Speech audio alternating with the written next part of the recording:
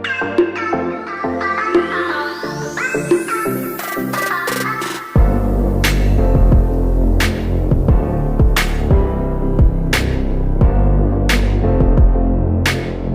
semua, perkenalkan nama saya Noviliana. Saya dari Sekolah SMA Tarakanita Citra Raya, kelas 11 IPS 1 dengan nomor absen 16. Hari ini saya akan membahas mengenai bencana tanah longsor.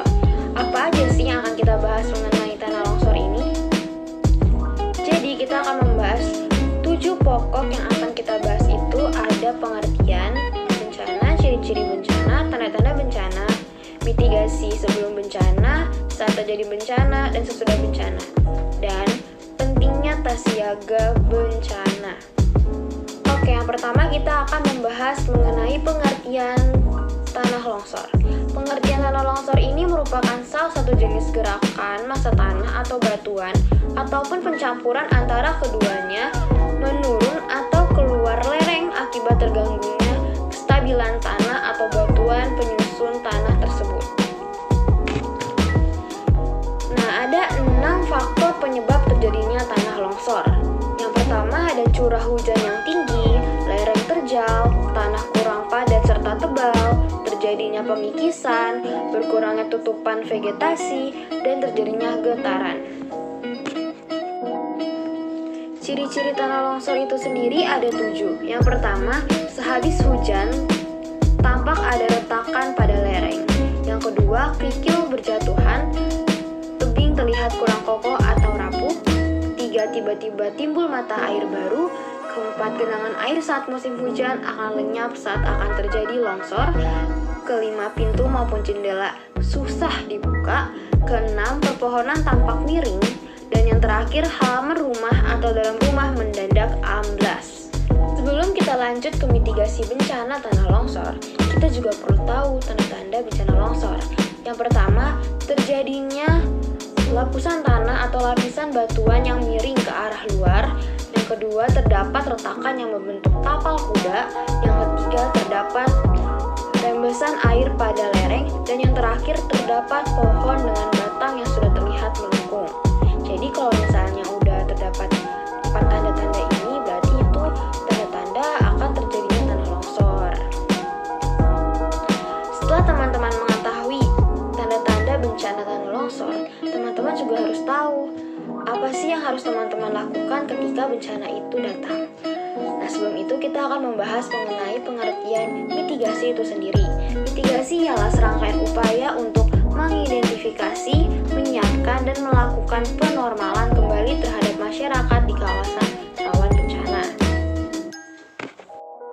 Nah, sekarang kita akan membahas upaya apa sih yang teman-teman dapat lakukan dalam penanggulangan bencana tanah longsor sebelum bencana itu terjadi.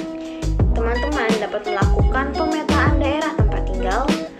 Teman-teman juga perlu mempelajari tanda-tanda terjadinya tanah longsor pada daerah yang berlereng, seperti hujan lebat terus-menerus, muncul rembesan, retakan, warna air sungai keruh jika ada potensi banjir bandang. Yang ketiga, memberitahu lingkungan bila terdapat kemungkinan terjadinya longsor. Keempat, lakukan langkah-langkah pengurangan resiko yang menyebabkan longsor. Kelima, keluarga ikut serta aktif bersama masyarakat untuk melakukan patroli di daerah rawanan longsor. Di bagian atas, jika terdapat bendungan yang berpotensi terjadinya banjir bandang. Dan yang terakhir, jika tanda-tanda longsor sudah terlihat, maka pertimbangan untuk mengungsi ke tempat yang lebih aman. Oke, sekarang kita akan membahas upaya yang dapat teman-teman lakukan dalam penanggulangan bencana tanah longsor saat bencana itu sedang terjadi. Teman-teman dapat menghindari pembangunan pemukiman di daerah di bawah lereng yang rawan terjadi tanah longsor. Kedua, mengurangi tingkat keterjangan lereng dengan pengolahan lahan terasering di kawasan lereng. Ketiga, menjaga drainase lereng yang baik untuk menghindarkan air mengalir dan dalam lereng keluar lereng. Keempat, pembuatan bangunan penahanan supaya tidak terjadi pergerakan tanah penyebab longsor. Kelima, penanaman pohon yang mempunyai perakaran yang alami dan jarak tanam yang tidak terlalu rapat di antaranya. Dapat diselang-selingi tanaman pendek yang dapat menjaga drainase air. keenam, relokasi daerah rawan longsor meskipun butuh dana besar. Ini adalah salah satu upaya penting yang dapat dilakukan teman-teman atau yang dapat dilakukan oleh pemerintah ketika ancaman bencana bisa merenggut nyawa dan kerugian yang sangat besar. Dan yang terakhir, warning system atau teknologi peringatan bencana longsor dengan menciptakan alat-alat pendeteksi pergerakan tanah yang beresiko akan terjadinya longsor di daerah-daerah longsor. Peringatan sebelum longsor bisa dilakukan kepada warga untuk melakukan tindakan mitigasi bencana. Nah, di sini jadi dengan adanya alat ini, warga-warga yang ada di daerah tersebut dapat mempersiapkan barang-barang yang mereka perlukan. Dan yang terakhir, upaya apa sih yang teman-teman dapat lakukan dalam penanggulangan bencana tanah longsor jika bencana itu telah terjadi? Teman-teman tidak perlu khawatir. Yang pertama, teman-teman dapat menjauhi kawasan yang terkena longsor dan tetap berada di tempat yang aman. Yang kedua, ikuti terus informasi untuk memastikan kita sudah berada di tempat yang tepat dan aman. Yang ketiga, berikanlah pertolongan bagi yang membutuhkan tanpa membahayakan keselamatan diri sendiri. Yang keempat, laporkan kondisi dan kejadian dengan singkat dan jelas. Yang kelima, kembalilah ke rumah jika situasi dan kondisi tempat kita tinggal sudah dinyatakan aman. Dan yang terakhir, ikutilah perintah relokasi apabila telah diputuskan dan pihak yang berwenang.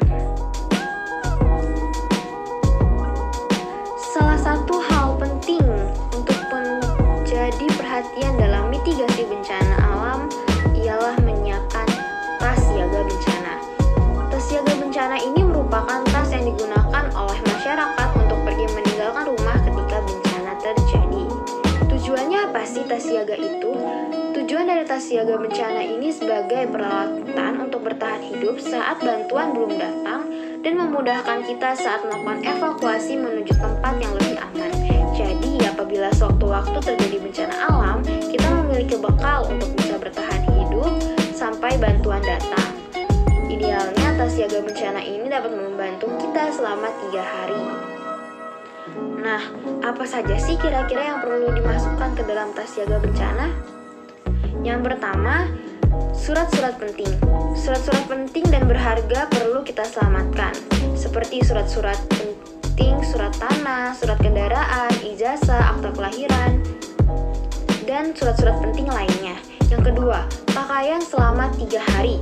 Pakaian ini harus ada di dalam tas siaga bencana, karena beberapa setel pakaian ini seperti celana panjang, jaket, selimut, handuk, jas hujan, dan peralatan lainnya.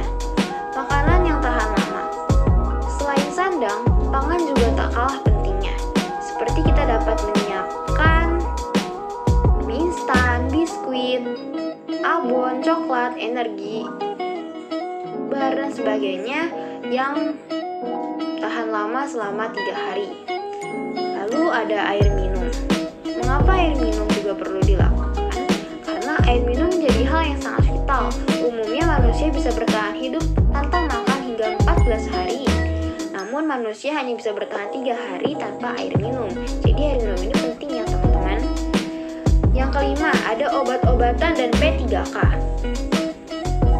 Sediakan obat-obatan P3K pribadi dan obat-obat umum lainnya di kotak P3K apabila kondisi kesehatan tiba-tiba menurun. Jadi kita harus mempersiapkan obat-obat ketika kondisi kesehatan kita saat melakukan mitigasi, saat melakukan evakuasi itu tiba-tiba kesehatan kita itu ngedrop. Yang keenam, ada radio dan ponsel. Radio atau ponsel beserta baterai dan charger serta powerbank untuk memantau informasi bencana. Hal ini perlu dibawa nih peralatan komunikasi dalam tas siaga bencana karena kita dapat memperoleh informasi-informasi. Ketika mungkin tempat tinggal kita sudah aman, kita bisa kembali ke rumah, atau mungkin semakin parah kita dapat melakukan evakuasi ke tempat yang lebih aman lagi. Lalu yang ketujuh, ada alat bantu penerang.